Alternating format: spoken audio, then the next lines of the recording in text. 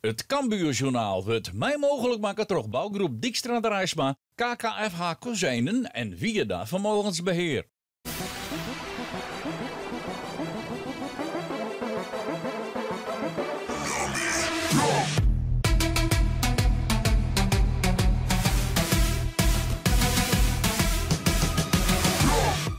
Welkom bij een nieuw Cambuurjournaal. Jong FC Utrecht is de volgende tegenstander op Snijn in het eigen Kooistadion.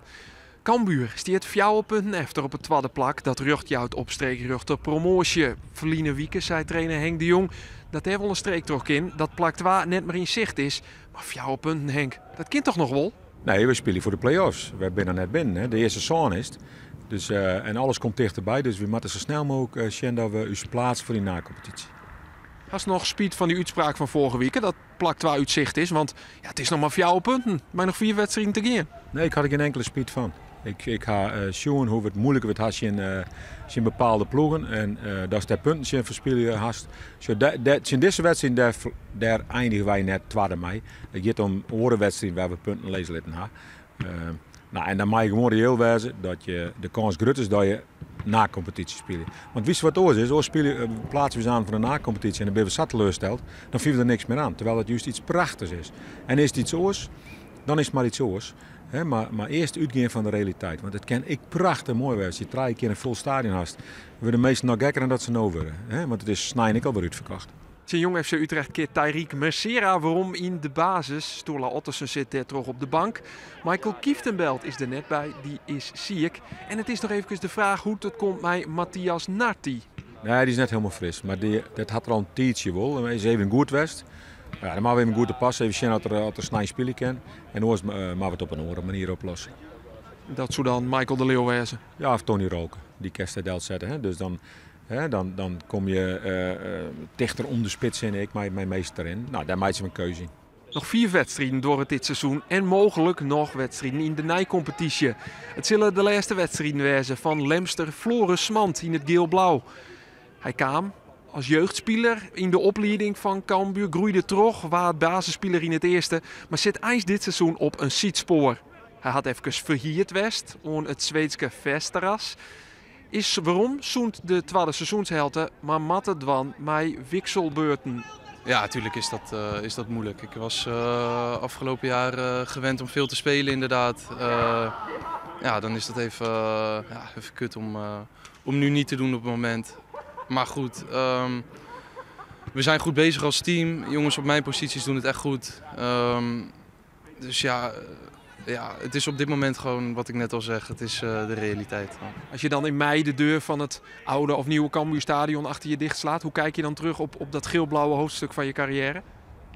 Als we kunnen promoveren is dat natuurlijk fantastisch. En kijk, ik heb hier echt veel mogen meemaken. Ik heb veel mogen spelen. Dus los van wat er gebeurt straks aan het einde van het seizoen, ben ik dankbaar voor alles wat ik hier heb mogen meemaken. Ja.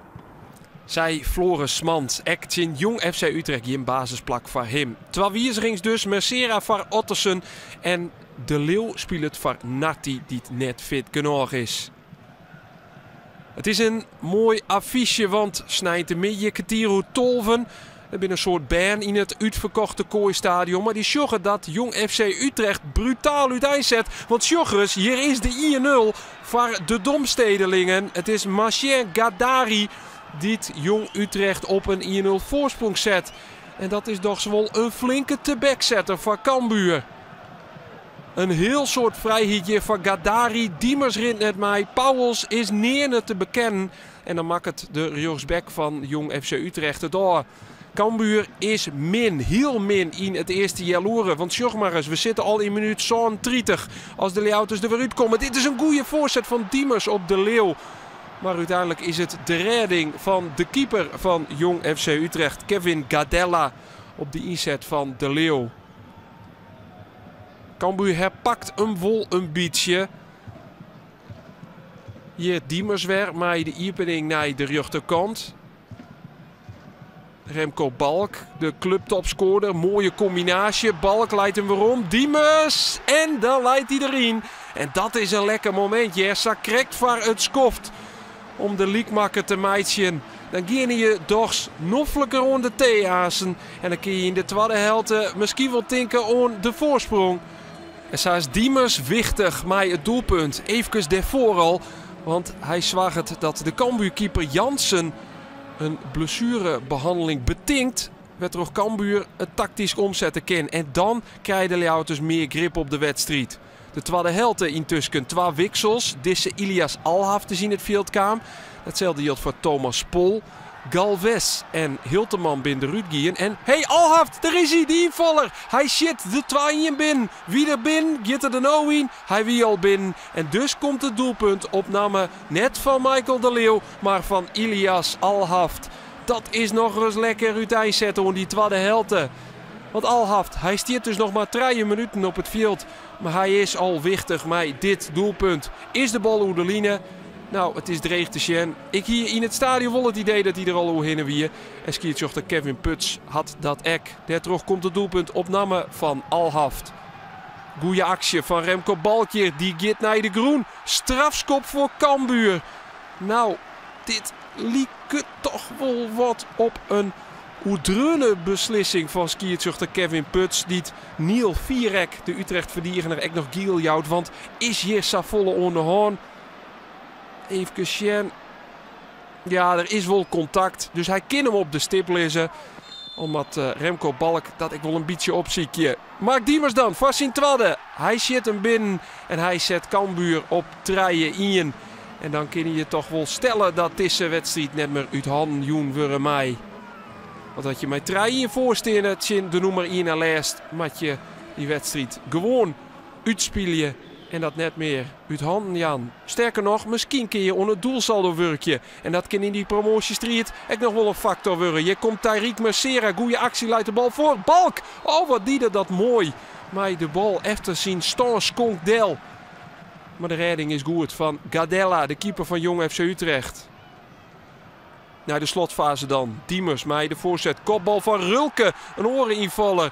Maar die gaat in de peel. Keert er net in. De Duitser dus dichtbij een doelpunt. Een oorinvaller is Wiebe Kooistra. Die zit hier goed op te letten. Nou, hij daar voor de fjouwer in. Nee, de Harakiet krijgt hem er net in. En zo zegt Henk de Jong dat Cambuur best wat dikker winnen kan hier. Want er komen een soort romtes in die laatste minuten van de wedstrijd. Hier is het Kooistra weer. Pol. Diemers daar. Diemers voor de hattrick. Nee, de redding is van Gadella. En ze bleef het bij 3 maar ze hield ik best 4 en misschien wel 6 zien waar ze kennen.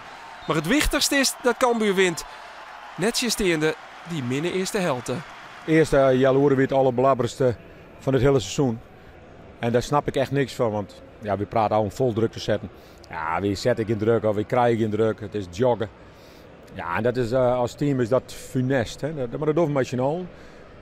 Zo eerst ik wisseling, maar ik denk, ja, dan maak ik meer kapot dan mijn lief is. Dan gaan we mooi tot de rust wachten. En toen draaide we het al om. Dan maken ze het doelpunt. Krijgt voor de rust. Dat is ook een heerlijk moment natuurlijk, want dan zit je weer helemaal in die wedstrijd.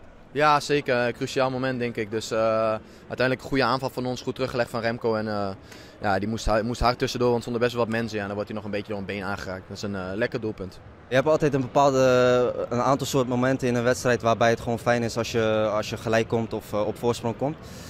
En we hadden het er nog over met een aantal jongens op de bank. Zeiden we van ja, als we net voor rust of gelijk komen, ja, dat is een perfecte kans om dan de tweede helft gewoon weer daarop door te gaan.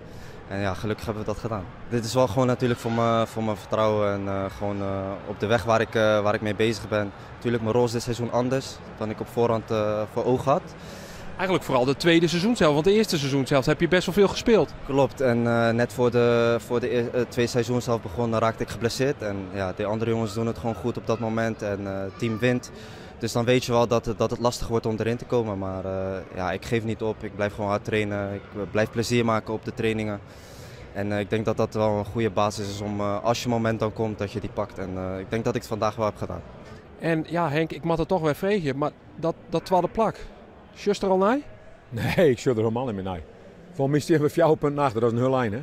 Maar ja, en dan met Excelsior tak om weekend in de kop rennen, die dan kampioen worden kan. Je maakt nog in ADO. Lijkt toch riepen? Ja, als je hoe moeite we het heen, dan doe ik maar gewoon normaal. En we zijn bijna plaats voor de na-competitie. Ik vind dat we ons eerst moeten focussen op na-competitie. Want je hebt bijvoorbeeld met Roda gezien vorig jaar, die dan plek 2 op de laatste dag, of plek 1 en plek 2 was dat op dat moment, op de laatste dag misloopt. En het hele elftal flikkert in elkaar. Ja, dat willen we hier natuurlijk voorkomen. Dat we klaar zijn voor die play-offs en alles wat we daarvoor meepakken, dat zou natuurlijk waanzinnig zijn. Maar in de play-offs kan het ook gewoon. Die play-offs, ja, die had Cambuur wel zo goed als binnen. De Leeuwarden staan op het 5e plak met 61 punten. Maar sjorgens dat God, mij nummer 2 Excelsior, is maar 4 punten. Excelsior moet onder oren nog zien FC Volendam. En dus houden de Leeuwarders ook dat perspectief wel op het 2e plak. En streekruchte promotie naar de Eredivisie. Volendam is de koprenner en die komen later nog in actie. Cambuur wint van Jong FC Utrecht en houdt toch stiekem wel die druk op het 2e plak. De volgende wedstrijd is onkomende vreed uit Tjen Helmond Sport. Wat betekent dat wij de sneur weer binnen. Want dan.